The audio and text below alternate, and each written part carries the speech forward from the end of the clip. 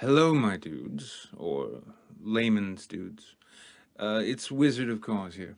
Layman asked me a while back to do a guest video on his channel, and I did what I do best, which is put it off, and procrastinate, and then forget. And I came back around and was reminded that I had to do the video, so here it is.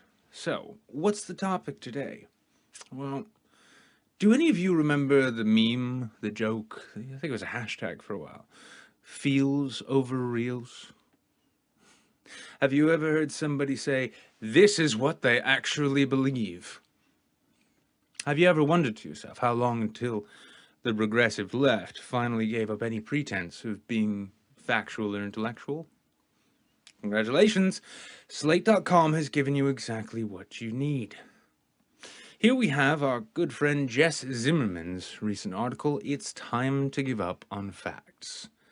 And as we can see if we read through it, and I've provided a link, hopefully, he's put it in the low bar there. She feels that it's time to give up on facts and really embrace feelings, not just in general, but specifically in regards to our arguments. Yeah.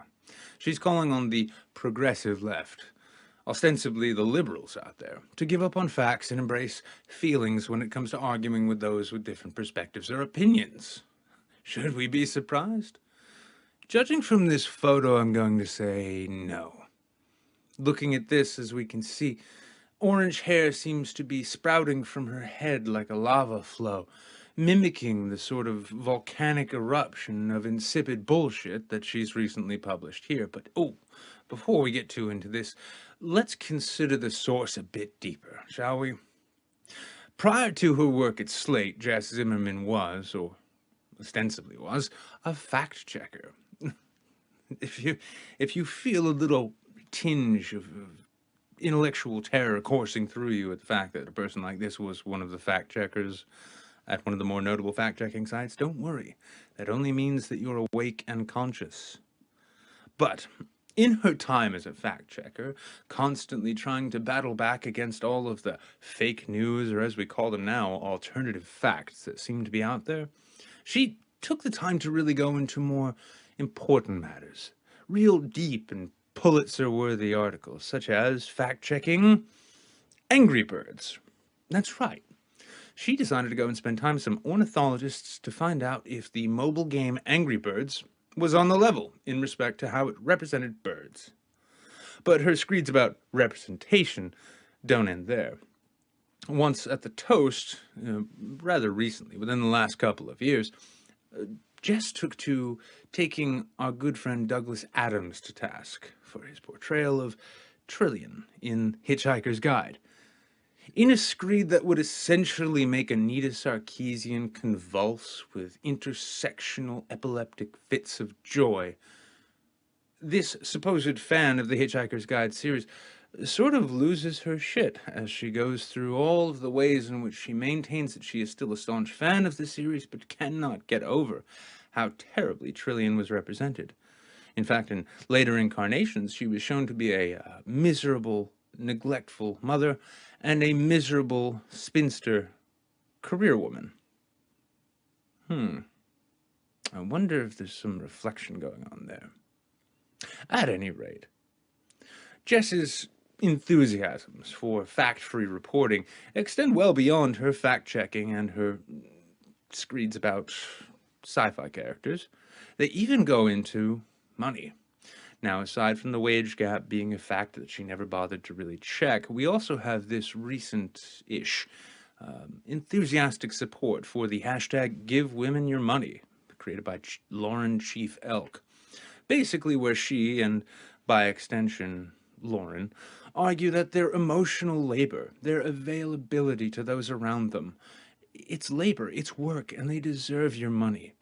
Now, as hard as it was for myself and many others to tell if this was a Poe at the time or not, to see how rapidly feminists flock to it, much like free bleeding, it really causes me to just stop and say, really, who gives a shit? Once again, this is actually what they believe. So now we have a bit of background about our friend Zimmermania. Let's consider what it is precisely that she's calling on us to do in this article, Time to Give Up Facts. Well, as it stands, she goes on quite a bit about what she likes to call zombie lies, or lie zombies. These are basically zombies that she just can't seem to kill with any amount of fact-checking. They just keep coming up.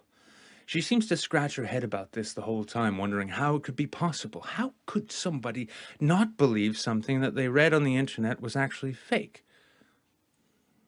Blows my mind too, right, Jess? But in the course of this screed, while she talks about these zombie lies, she argues that it's time to give up arguments that are rooted in forced fact.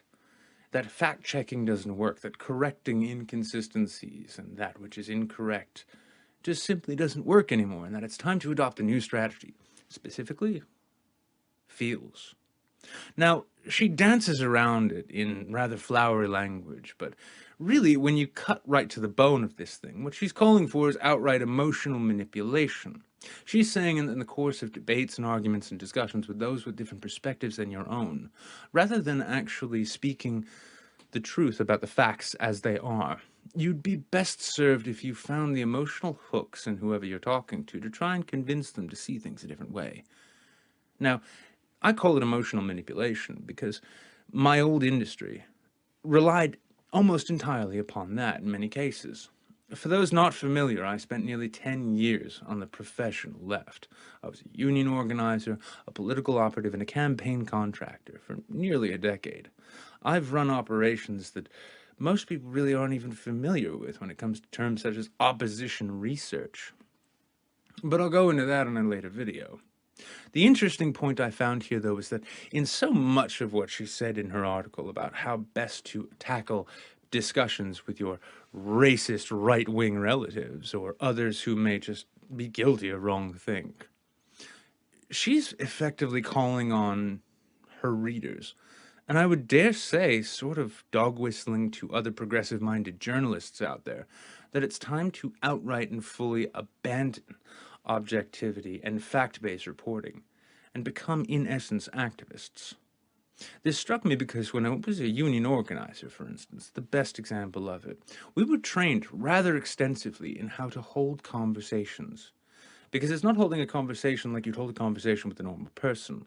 A political or union organizer, or organizer really of any sort of social or political orientation, their job is specifically to find within you the emotional cues that they need in order to get you to come along with them down a journey of a very specific rationale and logic. And once you reach the end, if you haven't gained their trust to the point where they come to the same conclusions that you were sent out to give them, then you've fucked up and haven't done your job correctly. But all this being the case, what I saw in this article was rather fantastic, rather phenomenal in a sense. Because as an activist, once I got sick of this thing, I decided it was time to actually just jump over and become a proper journalist.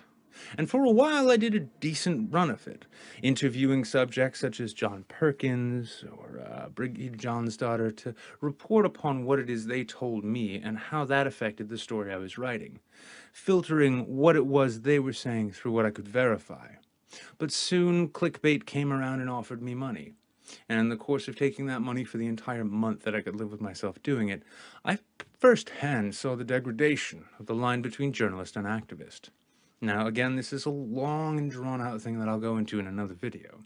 But the point I wanted to make here is that in her calls to abandon facts and embrace feelings in their arguments, and I dare say in their reporting as well, we are finally seeing the last vestiges of progressive bloggers and quote-unquote journalists giving up any shred of objectivity and, by extension, validity in their writing or credibility in their reporting.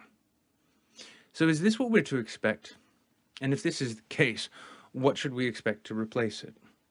If this is indeed the death wail, the death rattle of the old media, who for the longest time held an inscrutable monopoly on the information that the public was getting, is it going to fall to channels like mine, like this, to do the reporting for them? To aggregate the news and filter it through different sources, so hopefully people can actually get that multi-source, multi-perspective viewpoint that they always used to pride themselves on when talking about how objective they could be? Or is this just the thrashing and flailing of an upset feminist who can't really come to grips with the fact that her old medium is irrelevant, her causes are dying, the facts are not on her side, and there's nowhere left to turn but her own emotions? Can't really say for certain. But if you'd like more of this kind of shit, come on over to my channel, Wizard of Cause. Hopefully Layman's linked it in the low bar there. I will say as a parting thought, if you ever find Slate.com especially reporting on fake news or alternative facts, and especially if they're putting it out on social media, be sure to use the link I provided here to Jess's article, the original, so that they can be reminded that they're on no better footing than the president that they claim to oppose. Fuck you all, and cheers to New Year's.